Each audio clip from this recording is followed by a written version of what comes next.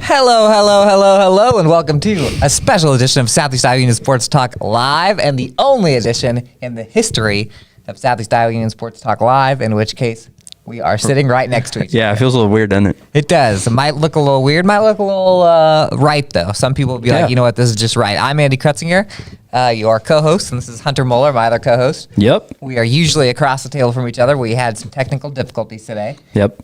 But guess what? We got it figured out. We're making it work. Right next to each other. We're making it work. Making it work. We are powered by Fairway Food Stores, as always. Hunter, where can you watch this show at? Well, you can watch us on Washington Live's YouTube. You can also find us Washington Live's Facebook, as well as Fairfield Live Facebook and Mount Pleasant Live's Facebook as well. That's right, and also I on just Spotify. tweeted it out. That's right, on Spotify. I also Washington Live. tweeted it out at Union Sports page, where you should go if you are looking for Southeast Iowa Union Sports information, at least as it's going on, and we will be tweeting rapidly tomorrow morning, 24 hours from today. Hunter, where are we going to be 24 hours from today? We're going to be up north. Up way north. We're going to be in a dome. Way up there. We're going to be in a dome, the Unidome in Cedar Falls. Yep. We will be there tomorrow to cover the Class 8 player semifinal matchup between top-ranked Winfield Mount Union and the Bishop Garrigan Golden Bears. There, I got you. I almost forgot who the Bishop Garrigan were. And I'm going to go ahead and just talk about the reason that we're going up there, because I was live on the scene at I forgot to take my jacket off. I was live on the scene at Don Bosco, Gilbertville, Iowa, on Thursday night. Yep. Weird Thursday night game.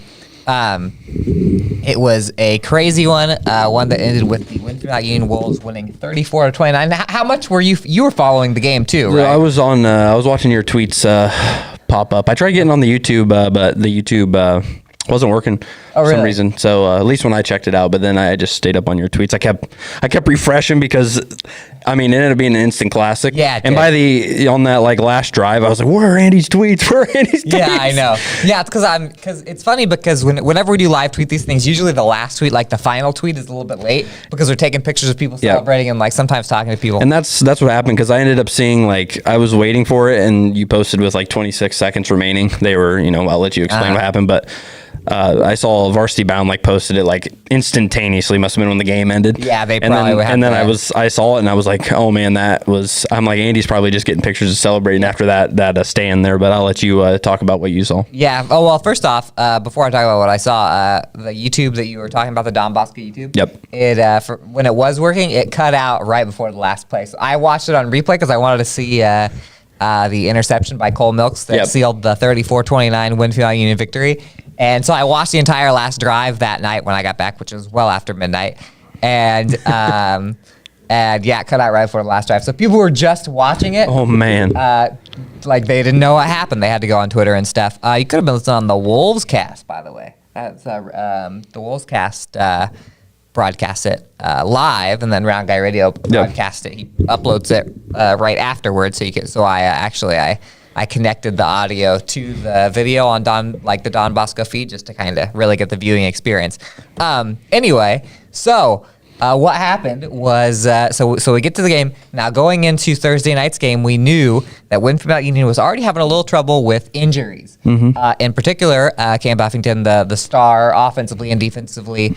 If you've been paying attention at all to Winfield Mount Union football for the past 4 years, you know that. He tweaked his lower body injury ankle on the game before. He might have been dealing with it beforehand, but against Moravia, he didn't play pretty much the entire second half. Now, for those of you that watch WMU football, you know that usually Buffington defensively, he's a Division I linebacker going to Iowa. He's great, but also on offense, they give the ball to him all the time, whether it's splitting him out or handing it off. I'm sure that in the playoffs, the original plan was to hand it off to him a bunch. Yep. So instead, because he was a little banged up, the plan was to play him on defense, fully on defense, And then offense very sparingly. I mean, very sparingly. Like there were times in the first half where I said, I don't think he's ever going to walk out there and play offense. They used him a lot kind of in the goal line and short yardage situations. And I think he ended up with 10 carries. But anyway, so they're already banged up there. And then first drive, Don Bosco gets the ball. Their quarterback, Caden Knack, is a stud. He pretty much does everything for them. In fact, 90% of their plays were shotgun to Knack, have a lead blocker either go up the middle, to the left, or to the right, and just let him run it. He led the team on a quick touchdown drive, like boom, especially against the WMU defense. I thought like, oh no, this is bad, because they were running right through the Wolves defense just on that first drive. And Lane Ginkinger, who had been stud for the first two playoff games, four takeaways, coming in, got hurt. He thought it was a worse. He hurt his arm. I think he thought it was worse, but it ended up being towards the end of it. But he was on the sideline in a hoodie chatting with us for most of the game because he got hurt early. So there's 2 injuries right there. Yep. And then I don't know if it was the first or the second drive, but Cole Milks, who ended up getting the interception to seal the game as Don Bosco was driving, got landed on his shoulder right at my feet. I mean, directly at my feet. And it was instantly like, ooh, that one didn't look good. He was grabbing his arm. So there's 3 big players gone immediately, and it's an 8-man football game. Yep. So that's almost half of your defense, half of your offense. And Cole had been running the ball because Cam wasn't in there. They'd been giving it to Milks a lot on the ground, and he was just gashing the defense. So that kind of like after the Dons. By the way, I kind of wanted Winfield to win by like 60 because I was going to make the headline Wolves whack Dons, like the Mafia. Yeah. But I couldn't really do that with a 5-point win. Anyway, after the Dons scored, then Winfield came back and they were running the ball really well. And so then it was like, oh, okay, it's okay. Winfield can do the ball. So he goes down. He played, but it was obvious that when someone's got a hurt shoulder, you don't just hand them the ball and let him get tackled. And so they passed the ball a ton. Jake Edwards had a lot of huge game for him. I was kind of impressed from my perspective with how he was able to kind of take over in the passing game when they like to run, like they want to run the ball. You know what I mean? Yeah. So Jake Edwards is very confident. In fact, I asked him. So basically, he had to throw the ball a ton. He only actually completed 10 passes, but he's throwing the ball deep. 214 yards and 3 touchdowns, no interceptions. He ran the ball a little bit. After the game, I asked him, what was it like to have that much pressure on your shoulder? And he was basically like, I love it. That's what I want. And he's a gamer. In fact, I noticed, and I didn't say this to him at the time, or because I'd forgotten and I didn't put it in the story or anything, but he had, it looked like Jake had drawn a watch on his like undershirt, like his white long sleeve undershirt, like Shadur Sanders. Oh, no. So he had like a watch, it looked like it was pinned on. I'll have to ask him about it. If they win tomorrow, I'll see if he's got it on. Walk around like this. Yeah, and he did after the game. So I was like, that's the kind of swagger that you expect. You need a little swagger, You do. You need a little swagger. Yeah, and you need a little confidence, especially when you're, Jake's younger than obviously the seniors. The senior class is very good, and so you need a little swagger at quarterback, especially when everyone's getting hurt. So Winfield Mount Union was throwing the ball all around. Abram Edwards had a drive where he just like had pitch and catch every single time they needed a first down. They'd toss it to him. So long story long here, it was 22-22 at halftime. Don Bosco tied the game right before halftime, which was it felt like a dagger because it was 22-18, and then Don Bosco scored, got the 2-point conversion. I think it was like on a 3rd and 9 late in the first half. So people are hurt. It's tied. You're at Don Bosco. So there's kind of it kind of was like, the juju isn't working as well as you'd like it to at halftime. Right. But immediately in the second half, Winfield Mount Union scored twice. One of those scores was right after a fumble recovery by Abram Edwards, where Don Bosco tried like this weird kind of the quarterback scrambled around. And it was kind of a screen pass, except it was a backward screen pass to the running back, and it just totally got messed up. Abram fell on it, and they scored. Buffington scored. on that one. I can't remember if that was the one to put him ahead. No, it wasn't. It wasn't the one to put him ahead because there was a 56-yard touchdown pass from Edwards to Carter Lloyd where Jake had to run around, and then all of a sudden you saw Carter. That's actually, if you got the newspaper, that's one of the main photos in the game story is Carter Lloyd catching a wide open pass down the sideline. That broke the tie. Then Buffington scored, which is his second touchdown. By the way, it was crazy when Cam would go on an offense because Don Bosco's, they don't have a very good visiting section. Like, it's not a great spot to watch a game because I heard it's like, the players stand above the like stands or something. Yeah, the stands are like 4-rung stands. Yeah. So if you're sitting even on the top, the players are directly in front of you. You can't see the field. Yeah.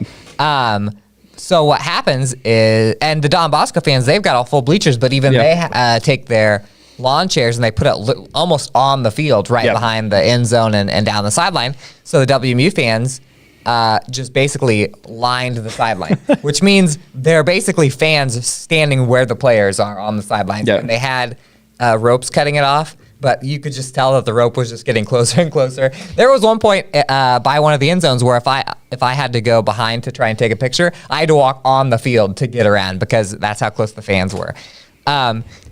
All that to say, it took Buffington a quarter and a half to go out on offense. And when he walked out on the field, it was just like the roar of the Winfield fans. It was just complete chaos. And he scored on the first couple of drives where he was out on offense.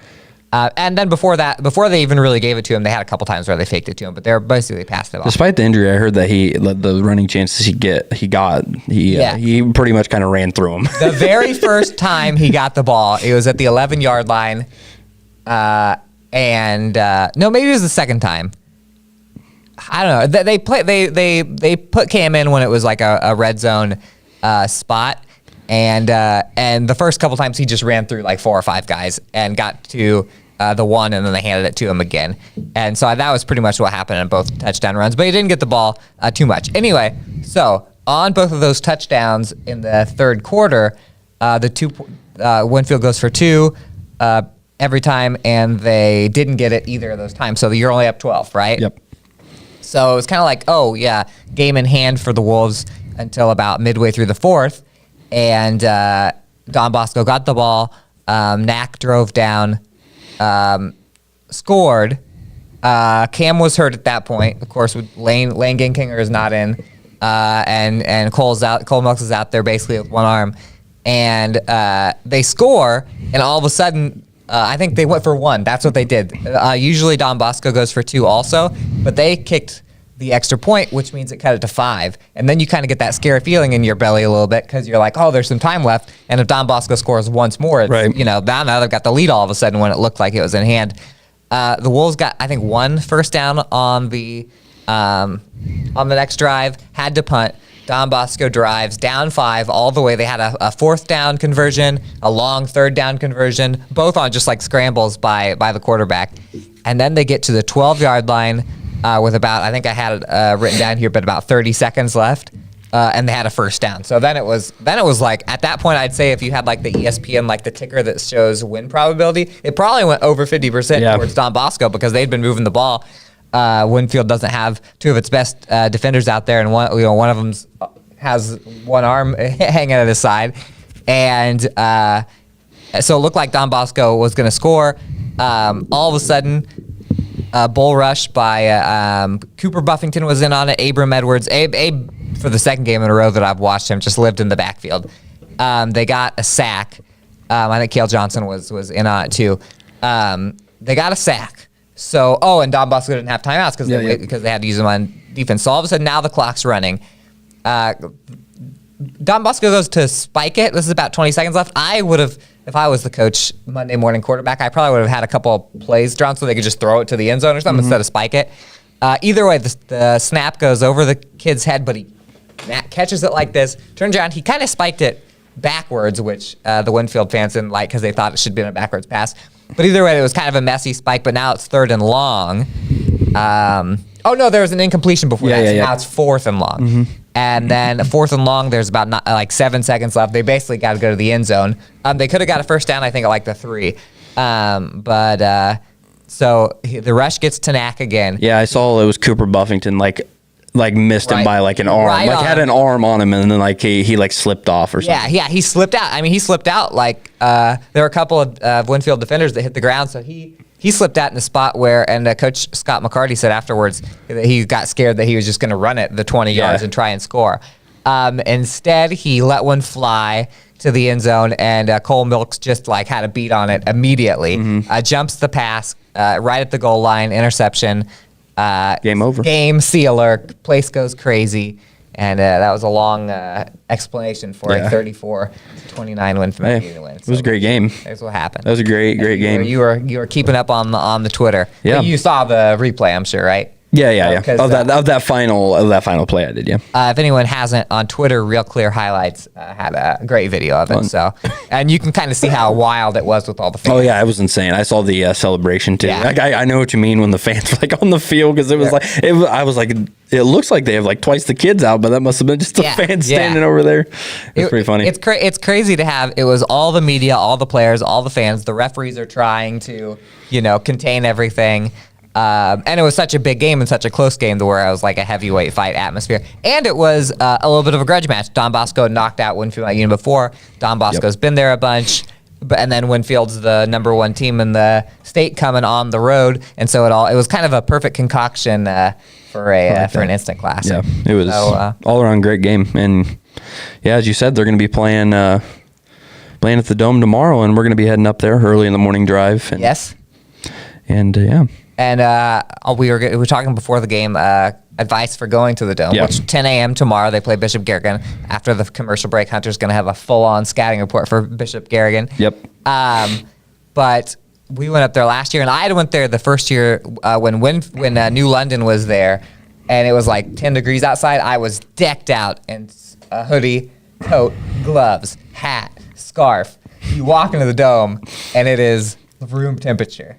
Yeah, I remember we went there last year for Waco, and I walked in with my heavy coat on because it was like cold outside. Yeah. It was like 20 degrees outside. Yeah. We walked in, and man, I was immediately sweating. Yeah, it's tough. So make sure that whatever you're wearing under that have inside clothes, because it does not, it's a dome, so it doesn't get cold at all. Yep. It's pretty crazy. They'll have since it's an 8-player game, one of the end zones will be the 20-yard line. Do you remember that? Yeah, because they have it like taped off. They have it like taped off of how they. It's very hard to keep track of yards and stuff because of how they have it, but it's going to be fun. It's going to be crazy. Yep. We had a couple games last year with Waco, so it'll be my 5th game of the Dome. Yeah, all 8-man. It's always fun going to the Dome too. It is. Yeah, the Dome's fun. It's a long drive. Yeah, not as long long as drive. Silverville, but our plan right now is to get the story out because deadline happens pretty close after the game. Yep. So our plan is to get some sort of a story out for the Thursday paper. That's our plan. Yep. We'll have a backup plan in case it goes into like 7 overtimes. Right. And then we'll have something else on Friday, whether it just be a picture page or another story or whatever. So, that's it that's all we got to talk about before the first commercial break. Yep. That was a long one. Alex still awake over there? That's good. That's good. About 3 minutes. We're going to come back. We're going to talk about Bishop Garrigan, and then fans of other teams will have a little volleyball and cross-country talk and stuff afterwards. But this is a very Winfield-centric show. Yep. So we're talking about the Dome some more after these commercial breaks. Federation Bank is a locally owned bank providing award-winning customer service. We believe that we are more than just a federation of banks, but a federation of communities, serving Brighton, Richland, Wellman, and Washington, Iowa. Federation Bank's highly skilled staff is here to make sure you are able to accomplish your personal and professional goals, whatever they may be. Federation Bank, your family bank. Hospice isn't a place, it's a type of care that focuses on living. Servicing a 7-county area, the Hospice of Washington County staff of nurses, social work, hospice aides, spiritual and grief support, volunteers, music and massage therapists are able to provide free end-of-life care where the patient lives. We write wills, give consent for organ donation, but rarely is there a plan for what we would want the final phase of our lives. At Hospice of Washington County, we encourage our patients to be in charge of their healthcare decisions while maintaining quality of life. Tammy takes the time and has the personal interest in each one of us. I don't worry about what's going to happen because I know my policy is taken care of. She pulls what I need and puts it together, which is the program I get from her. Every year she calls around September or so and says, there's changes again, and I'm going to do the best thing for you. It's been perfect. She does a great job. At the Capper Auto Group, we put our customers' needs first and understand that everyone is as different as the vehicle they select. We offer new Ford, Chevrolet, Buick, GMC, Jeep, Chrysler, Dodge, and Ram vehicles in a friendly environment that puts you in the driver's seat. When it comes to service, we maintain factory-trained technicians and competitive pricing. The Capper Auto Group still believes that service after the sale provides the best customer experience. Come see the Capper experience for yourself. I'm Melissa Westfall with Homegirl Realty. Heather and Charlotte and I have worked together for many years, and we have always had a vision to have a business together. I'm Charlotte Howard, and the good news is we bring a very high level of experience. We have a combined 80 plus years of experience in this real estate marketplace. I'm Heather Merrick, and Homegirl Realty brings a lot of things to the table. We have phenomenal communication with our clients, buyers and sellers, to make sure things are going smoothly and you don't have anything to worry about. Welcome back to Southeast Iowa Sports Talk Live, and we're talking. Sorry, I got distracted there because Alex was reading off some of our sponsors, and I was going to check that. Was that a commercial that you were just referencing? Homegirl Realty. Homegirl Realty, which I don't want to lie to you people, but I'm pretty sure that is who I was looking at a house with yesterday for my parents. Right? Oh. Yep. Yep, sure is. So I did not realize that she was a spot that was the same one, but you just said something. Yeah, I should have said something. So Yep. literally using our sponsors as we speak. My parents are trying to move to Southeast Iowa. Yep. Okay, we have Hunter. Yes. It is your time to shine because you have been tasked with talking about Winfield Mount Union's opponent tomorrow, the Bishop Garrigan. You said it earlier. Golden Bears. Stole their name from a cow. Hopefully, the Yep. field. All right, go ahead. Tell me what they're facing. Well, coming into this one, obviously Winfield Mount Union, the number one seed at the tournament. Bishop Garrigan, the 4th seed. Bishop Garrigan. Pretty incredible run, I would say, for them so far. Obviously, the last 2 teams that they had to face to get to this point were Dome hopefuls and kind of Dome favorites. They were ranked inside the top 10 all season long. Specifically, beat Cam last week, 26-16, and Cam was pretty much top 3 in the rankings all season long. They were. And before that, they took down defending 2022 state champion Remsen St. Mary's 21-18. So their opponents these last couple of weeks, show they're going to be a pretty good opponent here. Looking at the stats, Winfield is pretty much leading in every offensive statistical category. Bishop Garrigan in those categories in passing, particularly throwing 11 more passes, but Winfield 1,461 yards, Bishop Garrigan 1,284 yards. On the rushing side, Bishop Garrigan's rushed 430 times for 2,376 yards. Winfield Mount Union 274 yards, 2,327 yards there. So Winfield Mount Union been a little more productive on the ground there. On the receiving side, I just said the passing yards, but Same. It's going to be very similar. It's going to be the same for that. I've done that before. Passing and receiving, it threw me off for a sec. I have done that before in a story where I've been like, oh, these numbers look really familiar. Oh, I just compared passing yards and receiving yards. Same thing. But looking at individual stats, obviously their quarterback's a sophomore, Tate Forchett, or how do you say his name? Forchett? Or Forch. Sophomore, he's thrown for 1,203 yards, 18 touchdowns, just 1 interception, so he's pretty safe with the ball there. That's very similar to Jake Edwards. Very similar. A lot of touchdowns, not very many interceptions. He's completing 59.7% of his passes. On the rushing side, who stands out is senior Caden Rother, 164 carries, 1,054 yards, 17 touchdowns. He's averaging about 6.4 yards per carry.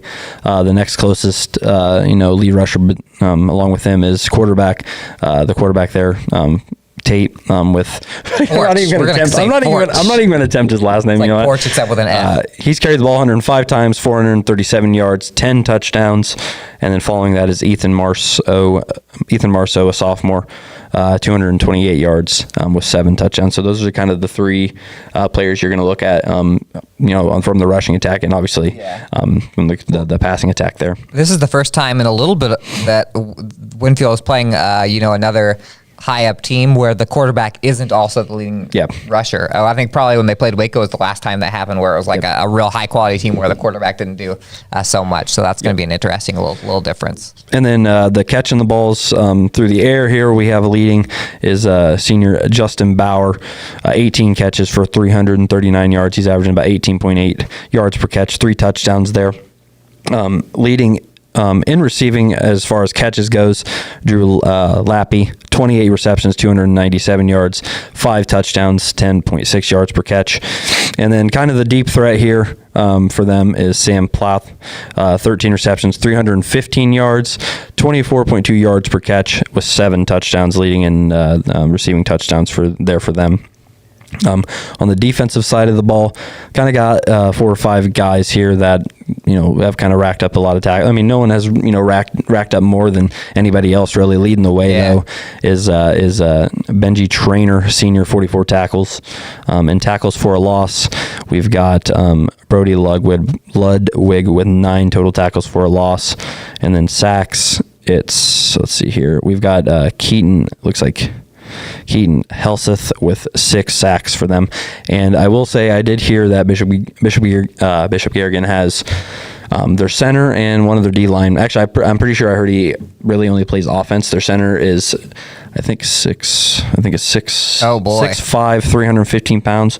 Interesting. That'll be a very interesting yin and yang from, not really yin and yang, but more of a rock and a hard place thing. Yeah, 6'5", 315 pounds. Logan Nemers is his name here. So I was told that he is their center. So maybe try to wear him down a little bit. Some big kids. Because we got some quick guys. We got some big guys, but are also pretty agile on that Winfield Mount Union line. So that could play into their favor there because it's not always about how big you are. No, it's not. And you know what? Winfield Mount Union's been getting a lot of pressure, even against really good teams, just with rushing. The 4 guys. 4 guys is half the defense, I know, and 8-man, but that'll be interesting to see if they can get any sort of push there. By the way, Lappy, that's a Winfield Mount Union historical name. I wonder if there's any relationship there that I looked. It's spelled the exact same way. Yeah, and Bishop Garrigan hasn't lost since week 1. That was a 42-34 loss to St. Edmund. So the Golden Bears have been on a roll. I mean, but so is Winfield. So yeah, I know. By the way, if you're going to drive from Algona, Iowa, where Bishop Garrigan is, to Winfield, Iowa, it's 4 hours and 4 minutes. Quite the drive. But if you're going to Cedar Falls, which is where they're going to meet up at, 2 hours and 15 minutes. It's going to be pretty similar, I think. Very similar drive time between the two. So no hope on them being a little more jet lagged. Yeah, right. Looks like they got more 2-lane roads though. So yeah, there you go. Those are tough. Those are tough. It's more fun to drive on 4-lane roads. Everybody knows that. Yeah, and should we run through the Winfield Mount Union stats? Yes, sir. All right. Well, passing wise, we already kind of talked about him. Jake Edwards, been pretty stellar here for his first time at quarterback. Because who was their quarterback last year? Cole Milks was last year. Yeah, then Jake has stepped up. And been the main. I mean, what more can you ask for? Game 1. 1,461 yards, 25 touchdowns, just 3 interceptions, taking care of the ball, 56.9% completion percentage there. The rushing attack, obviously, Cam Buffington leading the way, 1,326 yards, 23 touchdowns. Milks is also dangerous back there, 532 yards, 13 touchdowns.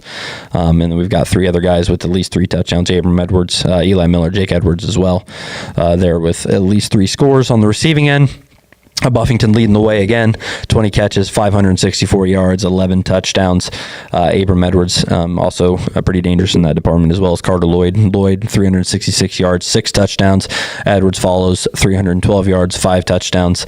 And what I've noticed with Winfield Mount Union, the passing attack, is that deep ball is pretty dangerous. Yeah, they throw. Jake throws deep a lot, especially Carter Lloyd is a huge deep ball threat. And Buffington, 28 looking at the stats, Buffington 28.2 yards per catch, Lloyd 24.4 yards per catch, Edwards 17.3 yards per catch, so they can get it done there. And then Milks 179 yards, 14.9 yards per catch, 1 score there.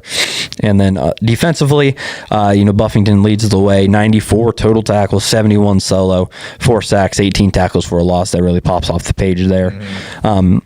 Following him there, we've got Abram Edwards, 54.5 tackles, 43 solo, 11.5 sacks, and 21.5 tackles for a loss. That is outrageous. It literally feels, it has felt like he's had 11.5 sacks in the last 2 games. The way that the defense has flown. He is just completely all over the quarterback each time.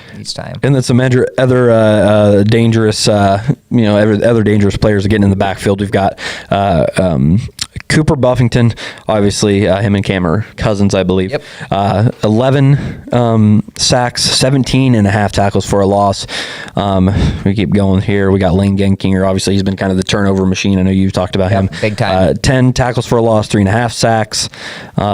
Milks follows in total tackles with 45. Well, Edwards is second, then Milks follows after that with 45 tackles, 36 total. And Milks is kind of your, pretty much plays DB out there. So, yeah. It's you got some guys coming at you that are pretty stout. So yeah, I'm going to give you an advantage and a disadvantage that have popped into my brain for Winfield Mount Union tomorrow. Advantage wise, I think it's an advantage that there's no way that Bishop Garrigan really knows what to expect tomorrow out of what Winfield's going to do, because you just don't know. You don't know how the offense is going to run, whether or not they're going to pass a lot, whether or not they're going to run a lot. Winfield really has such a, advantage or a chance to go out with a game plan that it's impossible to plan for. So I kind of wonder how they'll do that. They could do it. They could, pass the ball in the first half and run heavy in the second, or vice versa. Right. So who knows what's going to happen offensively tomorrow for Winfield Mount Union. And they're very similar in takeaways as well. I forgot to mention that. Both have 21 takeaways. Bishop Garrigan recovered 9 fumbles, have 12 interceptions. Leading the way is Sam Plath with 4 interceptions for them. So assuming he plays on the outside there. And then for WMU, as I said, 21 takeaways, 13 fumble recoveries for them, and 8 interceptions. Cole Milks leading the way in interceptions with 4. He's pretty dangerous out there. And then obviously we talked about it, Lane Genkinger, 4 fumble recoveries. Cale Johnson also has 3, Abram Edwards 2, and then a quartet of guys with 1. So pretty similar there. I like that word. Yes, Mike J loves the word quartet. Mike J, who a Columbus native who does Mr. Track guy. I was gonna say the disadvantage tomorrow. I remember the difference. A few years ago for New London. New London was a speed team, and I remember the difference once they got to the Dome. It was like their advantage just went like from here to yep. And then I remember last year watching Waco, and Waco still did pretty darn good, but they were kind of more of a power run team. Yeah. Winfield is definitely a power team. Yeah. So you don't get that little boost. The speed teams really like the Dome because it's just you quicker on your feet a little bit. Right. So I wonder how that kind of works out tomorrow. And I think they have like a good mix too, because Carter Lloyd's kind of the speedster. Yeah, he might be. And Buffington's like the speedster and the power. Yeah, he's kind of been Mr. Everything. But so I wonder, and you know what? Maybe because you're in the Dome, the speed rushing the quarterback. Yep. Maybe that'll be a thing too. So yep. We'll see. And I don't know. We haven't seen Bishop Garrigan, so I don't know if their running back is more of a quick guy or a run through you type guy. So, but apparently he's got some big dudes leading the way. Yep. And then.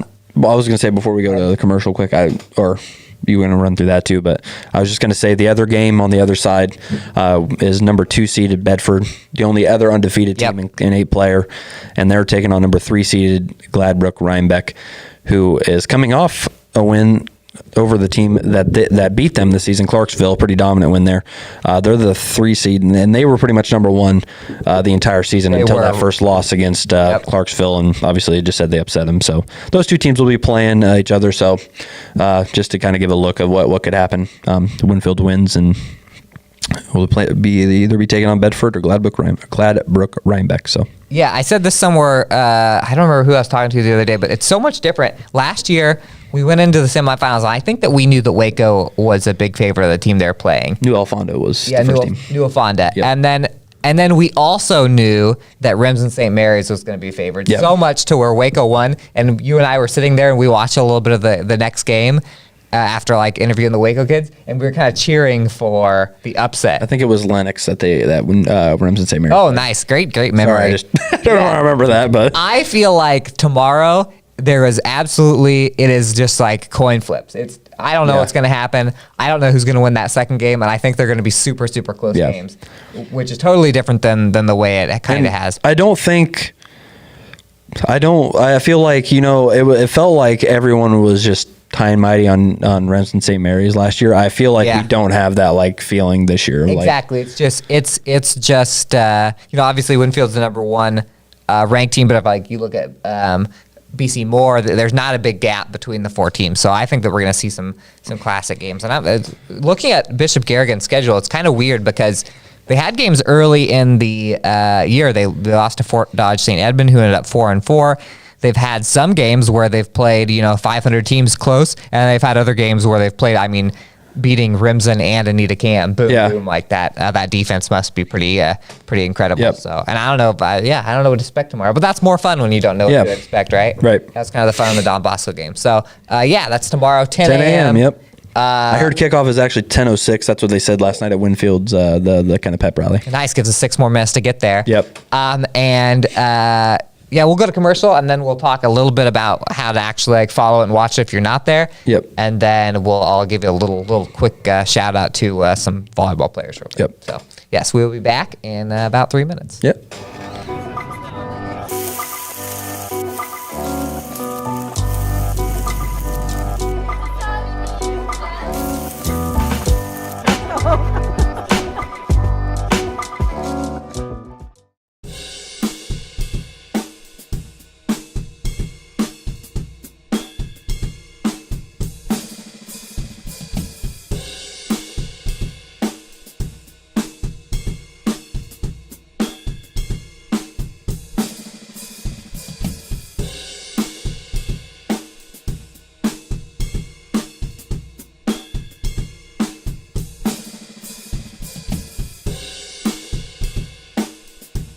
Family owned and operated by Andy and Sarah Ross, Ross Auto has been your vehicle repair and maintenance headquarters since 1935.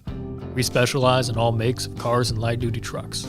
With our variety of available services, let us help you keep rolling and your vehicle operating efficiently. Services include general auto repair, alignments, brakes, fuel injection, and more. Schedule your appointment today at 319-653-5656. That's 319-653-5656. At 5 Star Community Credit Union, we want to help you lead a better life.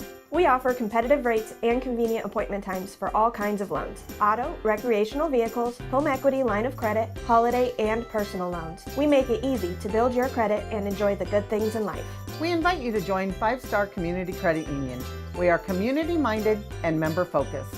Come visit our locations in West Burlington and Mount Pleasant or online at 5starcu.org. Federally insured through the NCUA, Equal Housing Lender.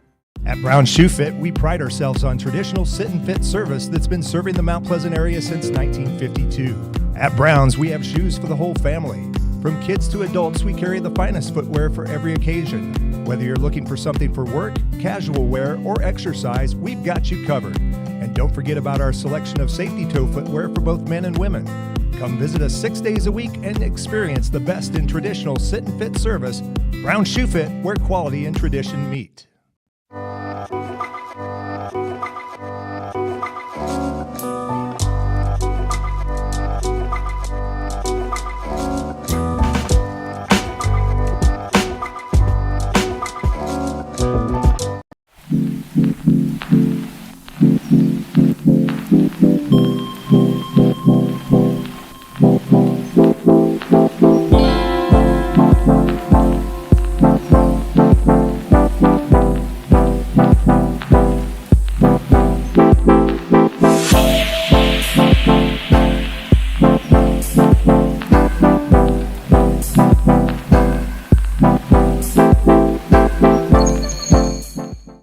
ready to light up your holidays in Southeast Iowa like never before. The Mount Pleasant Festival Lights is back brighter than ever. Starting November 22nd and running every night through New Year's Eve, the Festival Lights is the ultimate drive-through holiday experience. But here's the real excitement. For 2 nights only on December 18th and 19th from 5:30 to 8 p.m., you can ditch your car and walk and run through the lights. With over 150 dazzling light displays, this is the perfect way to kick off your holiday season. For dates, times, directions, and ticket information, visit oldthreshers.com. Hello. Ooh, I almost looked at the other spot. Yeah, humors are like. Yeah. A quick. Can we do a little quick celebrity birthdays? We like to do that on the show. Let's do it. I don't recognize any of these people. Anthony Reeves, never heard of him. TikTok star. Bethany Moda, YouTube star, never heard of her. There's 2 12-year-olds. 2 people are 12 years old and they're famous enough to have celebrity birthdays. We'll get you on there. 2 YouTube I know stars. David. Lavender David Guetta. Blossom. You know David Guetta? DJ. Oh, a DJ. Nice, 56. Big. He was kind of bigger back in like 2010s. The 2010s, the old days. Benji Nelson, this guy, he's 52. He doesn't look like he'd be a YouTube star. He looks like he's a used car salesman. And then... maybe he has a YouTube channel about that. Yeah, I don't know. There's another 12-year-old. I don't see who the other 12-year-old. Oh, Nas Norris. All right, so there we go. Oh, and R&B singer SZA. SZA. Oh, is that how you pronounce it? Yep. Well, SZA is catching up to me, the RZA for SZA, because she's 33, same age as myself, so she's right on my tail. And then the only one that I recognize, Lord. Shout out. Oh yeah, Lord. You were the star of the world for about 3 years. So Yep. hopefully she's living with that money, a quiet life, and hopefully she's gonna be tuning in to the Dome tomorrow. Yep. So Should. obviously, here are the ways. I'm gonna rank right now the ways that you should follow / watch / whatever the game tomorrow. Yep. Number 1 is go up there. It's like probably $6 for those mere mortals who don't have media passes. $10. $10 to go up there. I'll double check right now. While you're You can talking. check right there. The tickets, I was thinking they're $6. Either way, I mean it's chump change to chump change. To people who have been eating concession stand food. That's expensive all year. They got that kind of money. That's number 1. Number 2 would be read about it in the newspaper, which is either going to be on Thursdays or Fridays. It's definitely going to be on Fridays, but there's probably going to be something about it on Thursday. That's the number 2 most important way to do it. Number 3, tune in next week to Southeast Iowa Union Sports Talk, where we'll talk about it. Number 4, follow our Twitter at Union Sports page, where we'll have live updates. After all of those, you can also watch it on the Iowa High School Sports Network website. There is currently a fight between the Iowa High School Sports Network and the Iowa High School Athletic Association because the association is mad that the sports network is charging for games. They're charging $10, which I guess is ticket price, if you're going to watch the game. The girls' union streamed the volleyball and everything for free. For some reason, it's $12.50 for those. Apparently, they sell them online. If you sell them online, I think But they only sell them online too. No, I think they said yesterday at the pep rally you can buy them there. Good. But I thought they said they were $10, but well, the $2.50 that tax or whatever, Yeah, $12.50. I remember when you'd pay like $2 to go to a football game. Anyway, what was I going to say? Oh, you can go on the sports network. You can pay $10 to watch one game, or you can just pay, if you're very confident that Winfield Mount Union's going to win and you're going to want to watch the championship game, go ahead and buy the entire tournament pass because that's $19. Yep. So that's the smart thing to do. I would buy, if I wasn't going to be there already, I'd just buy the tournament pass. I might buy it anyway. And if you buy tickets, if you buy a ticket for it's good for the day, so you can stay and watch the other games if you want. Maybe we should buy a ticket. That way we can watch the replay and really do a good story. They should and just give preview us. They should of just give us it for free. Yeah, maybe write that on the mileage. Anyway, real quick, I wanted to say I did go to the Southeast Iowa All-Star Classic volleyball game. I didn't want it to be all football, just 96% football today, because I was able to watch a few of the senior volleyball players who got invited to that thing. We've got Waco's Emma Wagler and Van Buren County's Ivy Davidson. They got to be teammates on the home team. In fact, they were winners, 4-set win for their team. It's just basically they put them into teams. They're all seniors. It's from all sorts of teams around Southeast Iowa. Sophie Malott of New London, Maddie Jones of Fairfield, and Audrey Gipple of With Mount Union, we're teammates, teaming together, and then Shannon Hills Copeland, who is the Highland head coach, was coaching on that second team that I mentioned, the away team. So that was fun. Got some pictures in it. If you get today's paper, right? Yep. Today's paper got pictures of all 6 of those people. Actually, I guess I don't know if they fit all 6 in because I don't do the layout. But on mine, we got pictures of all 6, and we got some good pictures either way of that. Shout out to Micah Reese, who got second at the Senior All-Star Cross Country Meet. Where was that at? Washington's in Pella. Oh, that was in Pella. Right after getting 4th at the state meet. He got second the other day. So that's all the house cleaning we have for cross country and volleyball. This is that weird time where there's really not cross country and volleyball. After tomorrow, and then we look whatever happens, and next week will be either 1 or 0 teams left. Hopefully 1. Yep. By the way, we should say one more thing about now. Let's get right back to the football. If Winfield Mount Union were to win tomorrow, what the heck time and day do they play in the championship? I don't even know. I tried finding the schedule, but because I live. You know what the most important game on the schedule is, Hunter? What's that? The next game. Exactly. You never forward. look ahead. But I will actually try and get that to you. It's the next week, I remember, because Waco just did it. They don't have it on there, so that's why I was confused. They don't have it on here. They haven't. You can't really rip on us because they don't have it on here. But as I said, the most important is the next game. We'll worry about tomorrow when we get there. And by the way, 1:00 would be the start of the game after Winfield's game tomorrow. If you're gonna stick around, which I don't know, we'll probably stick around a little bit at least. Yeah, maybe check out and see the comp. See the other team, and then maybe we do a little story writing, pictures online, all that stuff. Yep. So yeah, if you see us, say hi. Yeah, we'll be there. We'll be there on the sidelines. We'll be down there, probably hitting our heads on that low. That low bar. There's like, you remember how it's like where we put our bags? There was like yeah. There's definitely a conk in your head. Well, most of the people over there are wearing helmets, so they don't care if people conk their heads. It'll be fun. It's pretty good parking there if you've never been there. Yep. Just trying to say stuff for people that are watching that have never been to the Dome. Wear stuff like indoor clothes. Parking's okay. It's really easy to get to, honestly, because it's right up the highway. I don't have to worry about that because you're driving. And let me sit on the passenger seat on my phone. And that's it. Yeah, that's all we got. We know where the media sign-in is. That was our problem last year. Yep. We got to the media sign-in thing. I almost got kicked out. Hunter almost got kicked out because he had the wrong media pass. They send us a media pass every year, a new one. He had the wrong color. I think it was on the way. He said, I hope they don't care that I have the wrong color of media pass. And in my brain, I was like, they're going to care. That lady almost, she was not happy. Nope, she wasn't very happy that Hunter put her in that position. But my name was still on the list. It was on the list, and our names are on the list because I went ahead and emailed in, so our names will be on the list. I have updated media pass sitting on your desk right now. And mine's in my bag, so hopefully... No, I already have one. What? I have one. You have your own media pass already? Yeah. Where'd you get it? When we went to Washington that time. Oh, wow. That was last year's, wasn't it? No. You plan on bringing the wrong media pass again? No, it was literally the right one. Well, I'll send you a picture to prove it. Awesome. So we both have our passes. I hope. Oh, so maybe, no, I'm not going to say that. I was going to make a joke about if anyone wants to get in for free, just catch us right outside. We got an extra pass. We'll put it around your neck. It just sounds like you want sideline tickets. You want to go to the football game? You want some sideline tickets? We'll take sideline tickets to the state football tournament for free. All you have to do is tag 400. You know what? If you tag 400 people in this YouTube, I will risk life and limb to get you, and we'll pay your ticket. Actually, I'll pay your ticket. I don't even do anything sketchy. Yep. And we'll give you field access because we'll pretend you're at the media. That's pretty much all we have to say, right? Yep. Happy Halloween. I was going to eat this warhead on air. That's you should have. A funny thing. Forgot about it, so maybe just save it for next week. And we'll see you next week.